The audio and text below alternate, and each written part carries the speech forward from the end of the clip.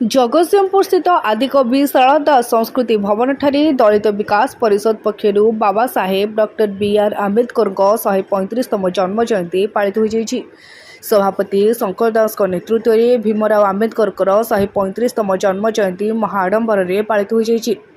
भारतर संविधान निर्माता भीमराव आंबेडकर 135तम जन्म जयंती अवसर में दलित विकास परिषद पक्षर आदिकवि सारदा दास संस्कृति भवन में एक भव्य कार्यक्रम आयोजित होता। ଏହି ଅବସରରେ ସକାଳୁ ଭବନ ପରିସରରେ ଆମ୍ବେଦକରଙ୍କ ଛବିରେ ପୁଷ୍ପାଞ୍ଜଳି ଅର୍ପଣ କରାଯାଇଥିଲା।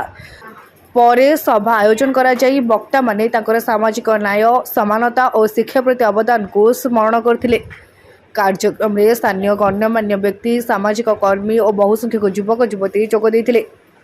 ଆମ୍ବେଦକରଙ୍କ ଆଦର୍ଶକୁ ଅନୁସରଣ କରି ସମାଜର ପଛୁଆ ବର୍ଗଙ୍କ ଉନ୍ନତି ପାଇଁ କାମ କରିବାକୁ ସମସ୍ତଙ୍କୁ ଆହ୍ୱାନ ଜଣାଯାଇଥିଲା। ଏହି କାର୍ଯ୍ୟକ୍ରମରେ जिला परिषद अध्यक्ष मनोज कुमार भोई, देवेंद्र मल्लिक सहित बहु विशिष्ट व्यक्ति माने जोग देथिले।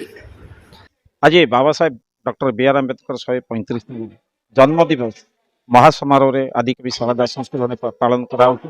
एही उपलक्षे गोटे विराटकर पटुआर सीपी छकटार बाहर करे संस्कृति भवन परिसर आस्थिलु।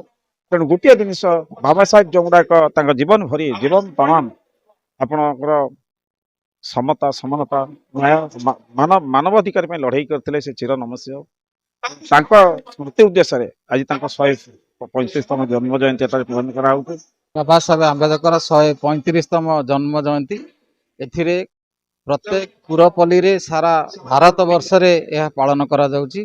तेणु एठी जगतसिंहपुर जिले रे हमर जगतसिंहपुर दलित विकास परिषद तरफ आज संस्कृति भवन रे एक महासमारोह आयोजन करा जायछि। एथिरे समस्त एससी एसटी जातिर बा दलित जाति माने एकजुट होइचंती एवं एठी तांकर नीति आदर्श एवं से दे जाइथिबा भारत रत्न दे जाइथिबा संविधान को हमर जो कार्यक्रम रे लागुछि।